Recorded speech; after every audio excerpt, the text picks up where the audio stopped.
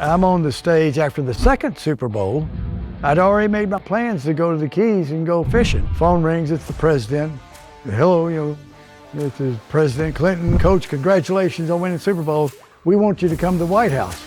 And I said, Mr. President, I'm sorry. I said, I've got a schedule. I'm going to the Keys fishing. What is a memorable moment for you on the waters? That line just started screaming, and then it jumped a couple of times, and I realized what I had. Right. That was exciting. I'm sure. You've landed on the science of fishing, where passion meets precision. Before we dive in, we would like to thank Bloody Battery, Sea Mule, and Black Reef Co. for sponsoring this episode.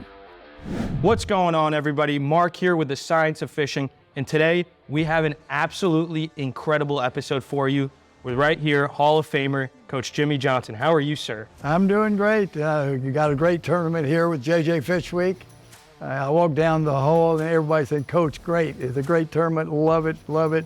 And this thing has just grown into something humongous. Back when we first started almost 20 years ago, we had about 15 or 20 boats. And now, we've given out over $14 or $15 million in prize money. Oh my goodness. The last 13 years. So then we got the rings, for the champions. It has really been a great tournament. That's awesome, Coach. So 20 years ago, you started this tournament. When did your fishing career start? I think it started when you came down to Miami, right? Growing up, my dad had I don't remember exactly, maybe a 14-foot wooden boat. And we'd go out on the bay, growing up here in South Texas, right on the coast. And we did a little bit of fishing then. And then when I came to the University of Miami, I got certified scuba diving. Okay. And did a little bit of fishing, but really I didn't really get into fishing until after I left the Cowboys. And I moved down to the Florida Keys. Okay. And then I got to fishing and just fell in love with it. That is awesome. So from what I heard, your first trip when you came down here, you came down 90 miles, right? From Miami down to Isla Mirada. Right. You were checking it all out. Was that your first experience really with heading down to the Keys and checking it all out? And my first time in the Keys, I went with a University of Miami alum. This is back in '84. And we went to a local tiki bar down in the Keys. And I think from what I remember, I had a good time. I don't know for sure. But yeah. I didn't feel real good the next day. But you had a good time. I had a good time.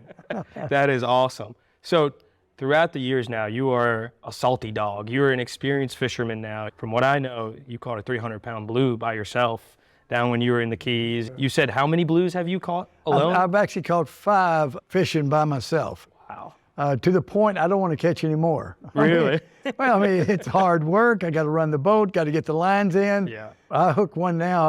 I give it a second thought about maybe cutting the line. Right.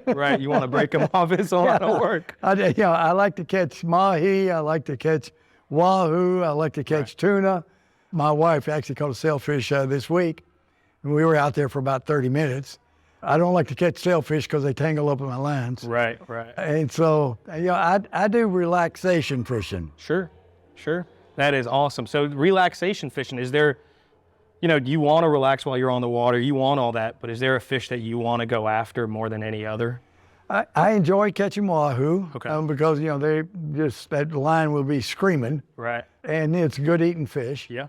I like catching mahi. Okay. They're plentiful and they're great eating fish. Of course, yeah. I catch tuna because they're plentiful out at the humps. Sure. And so that's my main fishing. I don't do a lot of bottom fishing. Okay. When you're out there, it's usually just you, but you got a couple of buddies that come out with you sometimes, and you said you guys don't talk at all, right? Yeah, we don't say a word. Everybody knows their role. I drive the boat. One guy, will fight the fish, or the other one, they'll alternate. I always gaff it. Right. You're the gaff guy. I'm really? The gaff. Yeah, they don't trust themselves. The 84-year-old guy, he didn't trust himself gaffing. Yeah. So, but I'm pretty good at gaffing because if I fish by myself, I can fight the fish and run the boat and still gaff the fish. Sure. And so we've got our role, but then we talk after we get in and jump in the pool. Yeah, there you go. That's when you debrief everything, right? Very cool. So what is a memorable moment for you on the water? Is there anything that stands out to you? Catching the first blue marlin was probably exciting. Yeah.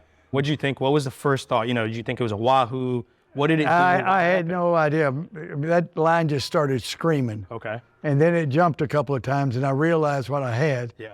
And then after fighting it for a couple hours with running the boat and get the other lines in so they didn't get tangled. Right. That was exciting. I'm sure. We caught, I took a couple of buddies and we caught probably about a dozen wahoo there at Sal. Okay. And a big one, 60, 70 pounders. That was exciting. Okay.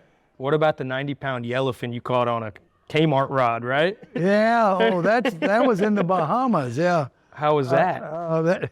Can you tell us a story about that? When I first started fishing, I had about a 40-foot main ship, and a friend of mine, he had a 48 Ocean, so we decided to take a 10-day little island hopping down through the Caribbean. Yep.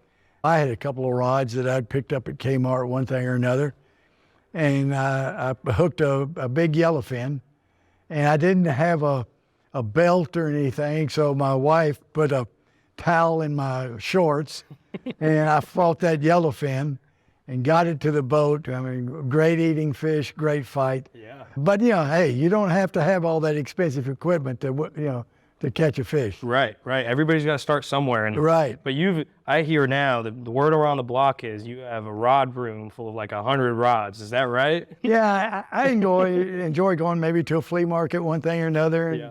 I get all excited. I said, gotta have that, gotta have that, gotta have that. Yep.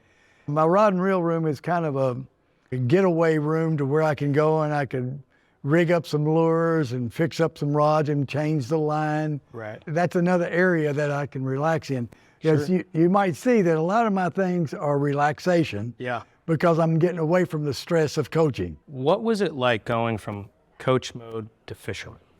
When I left coaching, well, first of all, I left the Cowboys the first time, and then went to Fox for a couple of years. And I'd wake up in the morning, because I work 7 days a week, 12 months out of the year. Yeah. What am I going to do today?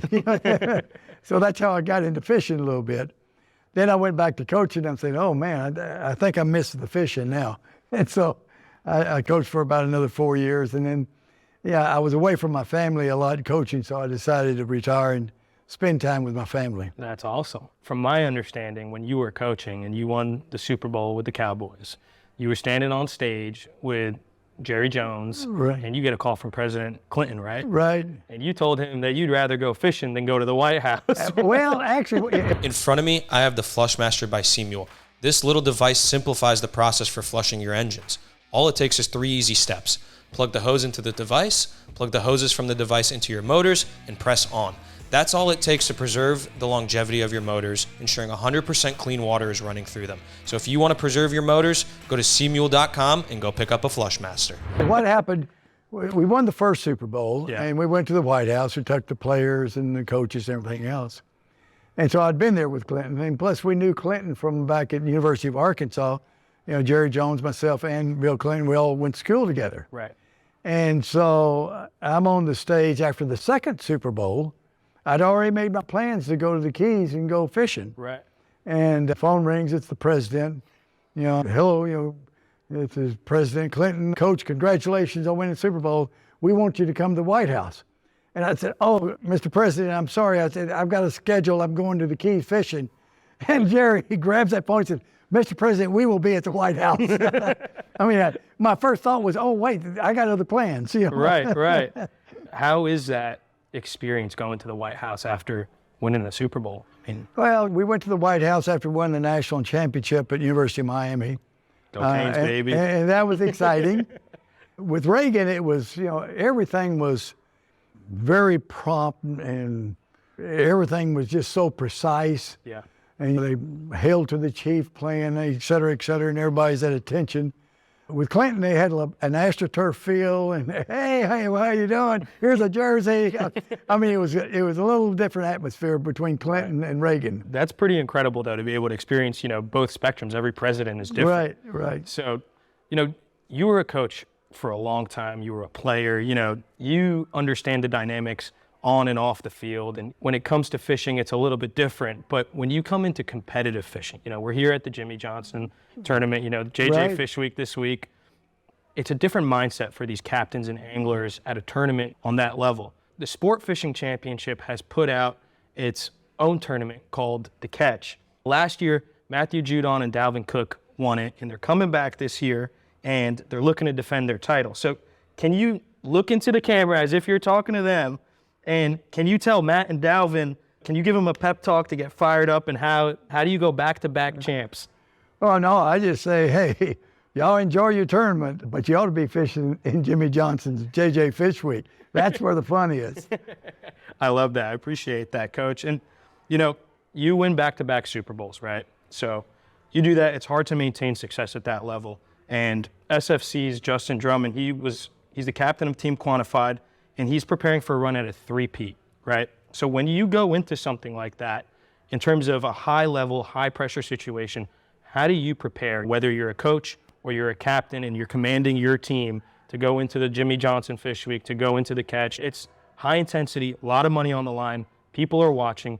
What do you do as, to prepare? Well, yeah, they're doing it as professionals. Right. Everything I've done with fishing has been relaxation Right. and enjoyment. Yeah. As professionals, they've got to practice. They've got to make sure that they go over all the procedures as far as what to do. Right. They've got to make sure that they've got experienced anglers, and you can't have rookies aboard because you're not going to lose a fish with some rookie. Yeah. But so it's a different world. Yeah. As far as professional fishing and what we do with JJ Fish Week. Sure. But so when you go and you're preparing for the Super Bowl, right? You want to win it another year in a row.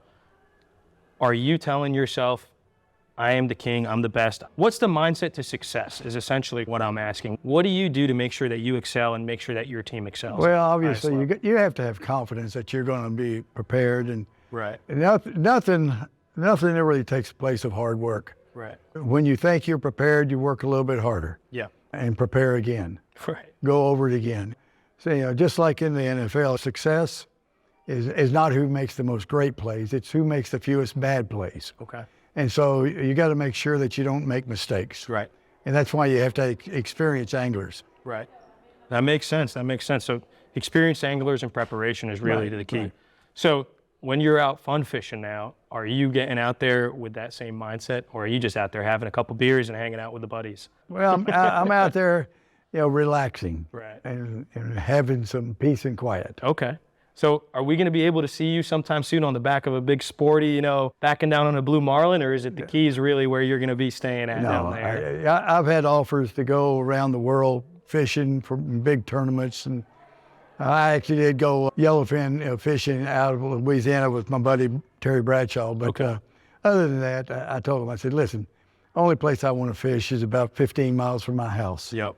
That's awesome. So you've had some pretty cool people with you, right? You said you had Coach Bill Belichick a couple weeks ago. And yeah, Bill comes down almost every year, but we've probably had, at least a dozen owners and general managers and probably 30 or 40 coaches that come down and spend some time with me. There you go. That's pretty awesome. Yeah. Well, Coach, I appreciate your time. Okay. Thank you so much for sitting with me and talking fishing, Okay. talking football, talking about everything. Right. It's an absolute honor to sit with you, two-time Super Bowl champ, national championship, and of course it hits close home to my heart, being a Cane yourself. A fellow Cane. Yes, sir. I appreciate it, sir. Okay, Thank you. Thank you, guys. Make sure you guys go check out Coach Jimmy's tournaments. They're the best out there. We just fished in them this week. It was a blast. And we'll see you guys next time on The Science of Fishing. Thanks for joining us on The Science of Fishing. We hope that this episode was helpful and you learned something for the next time you're wetting a line. Before we cast off, a special thanks to our sponsors, Bloody Battery, Sea Mule, and Black Reef Company. Stay hooked by following us on social media at Science of Fishing and hitting the subscribe button. And if you know someone who'd enjoy this, please share it with them. Until we meet again, catch 'em up.